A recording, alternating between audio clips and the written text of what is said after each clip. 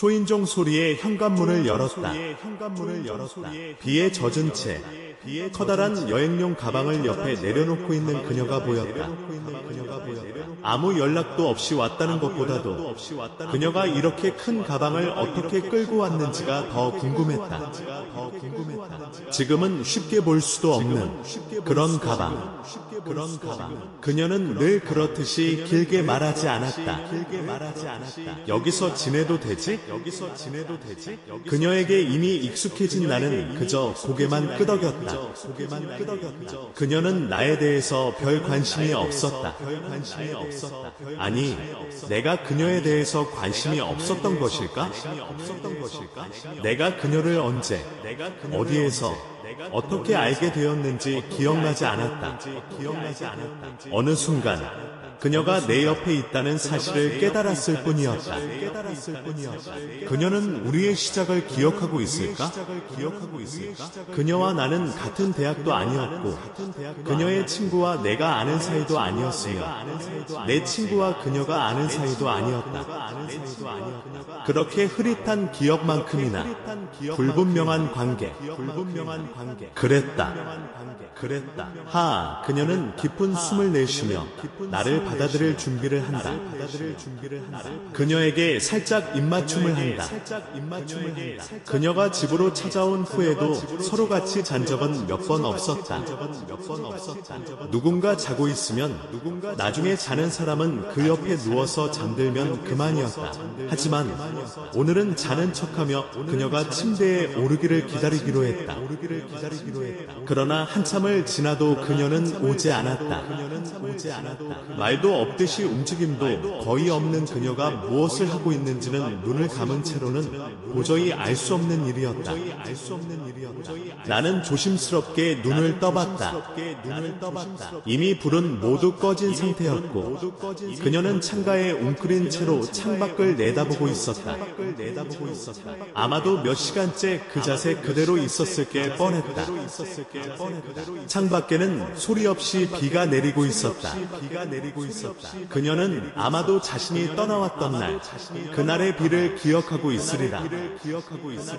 하지만 물어볼 수도 없었다.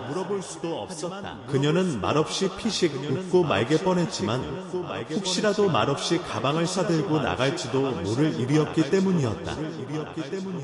비가 오는 날 온 사람은 결국 비가 오는 날 어딘가를 떠난 사람이다. 그렇게 그녀는 비가 오면 떠날 수도 있는 사람이었다. 그녀가 일어섰다. 나는 눈을 감았다. 나는 침대에서 일어났다. 미안. 깼어? 어디 가? 담배 사러. 그녀가 나갔다. 나는 방 안을 둘러봤다. 그녀의 가방이 있었다. 나는 안도의 한숨을 쉬며 냉장고를 열었다. 바보같이. 그녀는 내가 언제나 담배를 냉장고에 넣어둔다는 사실을 잊었다. 생수를 꺼내 마셨다. 목이 말랐다. 비 오는 날은 습기가 많다. 그래서일까? 비 오는 날은 오히려 상대적으로 갈증을 더 느낀다. 아니, 어쩌면 그런 물리적인 몸의 변화가 아닐지도 모른다. 심리적인 변화겠지. 그녀가 돌아왔다. 다행이었다. 하지만 그녀는 비에 젖어 있었다. 우선은 깜빡했어. 담배 냉장고에 있는데. 그녀는 아차 하는 표정으로 피식 웃을 뿐이었다. 그리고는 다시 아무 말 없이 창가로 가서 웅크리고 앉아 창밖을 봤다. 방해돼?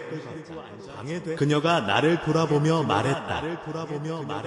아니야. 자야지. 그녀가 나를 방해하고 있는 것이 아니라 내가 그녀를 방해하고 있었다. 나는 침대에 눕다가 그녀에게 물었다. 진토닉 타줄까? 아무 대답이 없다. 나는 다시 냉장고를 열고 진토닉을 탔다. 그녀는 진하게 마시는 걸 좋아했다. 진하게 탔다. 음악도. 그녀는 창문을 열며 들릴 듯 말듯한 목소리로 말했다. 열린 창으로 세찬 빗줄기가 파고들었고 나는 이미 빗물에 젖어있는 마루바닥에 옷을 입은 채 그대로 누웠다. 열린 창으로 비치는 도시의 불빛에 마루바닥에 붉은 자국이 선명히 보였다. 나는 애써 그 붉은 흔적을 외면했다. 빗줄기가 들어와 얼굴을 적셨다. 다행인 것은 이 방이 일반 오피스텔과는 다르게 예전에 작은 바워를 하던 곳이라 바닥이 마루로 되어 있다는 것이었다. 비에 젖은 거야 나중에 닦아내면 그만이었다. 나는 얼굴로 비를 느끼며 눈을 감았다. 내가 빗소리를 음미한다는 것을 느낀 듯 그가 볼륨을 낮췄다. 괜찮아. 그냥 둬. 내가 말하자. 진토닉을 들고 오던 그는 잠시 멈칫하다가 다시 볼륨을 높였다. 포어티스헤드의 언더나이더다. 저 음악. 기억하고 싶지 않은 기억을 떠올리게 했다. 아니, 어쩌면 절대 잊을 수 없는 기억일지도 몰랐다. 눈을 감은 채 애써 기억을 지워내고 있을 때 그는 누워있는 내 머리맡에 잔을 내려놓고 창가에 앉았다. 베스 기븐스의 고음이 작은 공간을 찢고 있었다. 힘겹게 잊고 있는 추억마저도 조각낼 것만 같았다. 갑자기 그가 그리워졌다. 눈물이 날 것 같았다. 나는 그의 손을 잡아 끌어내렸다. 내가 이러는 것이 처음이라 그런지 그는 의아해하는 것 같았다. 괜찮아. 몇 시야? 잠에서 깨자마자 처음 한 말은 시간을 묻는 거였다. 시커먼 먹구름이 여전히 세찬 빗줄기를 내뿜고 있었기 때문에 하늘을 봐서는 시간을 짐작할 수 없었다. 7시? 아침? 아니, 저녁인가? 여기에 온 후로는 처음이었다. 무엇 때문이었을까? 평소와는 좀 달랐다. 그도 나도. 비 때문이었을까? 하는데 그가 천천히 일어나 음악을 튼다. 다시 포어티스헤드의 언더나이가 흘렀다. 저 음악. 그랬다. 저 음악 때문이었다. 그렇다면 혹시 그도 저 음악 때문에 그렇게 흥분했던 것일까? 그렇다면 그도 저 음악을 기억하고 있는 걸까? 아니면 잠재의식 속에 묻혀있는 것을 느끼기 시작한 것일까? 사무익기에 누군가 바어의 낡은 문을 열고 들어서자 비오는 소리가 들렸다가 문이 닫히면서 바어 안은 다시 포어티스헤드의 언더나이드에 파묻혔다. 베스 기번스의 날카로운 고음이 바어 안에 울리고 있었다. 정말 자살하기 좋은 목소리야. 이미 술에 취한 여자는 자신의 긴 머리를 쓸어 넘기며 말했다.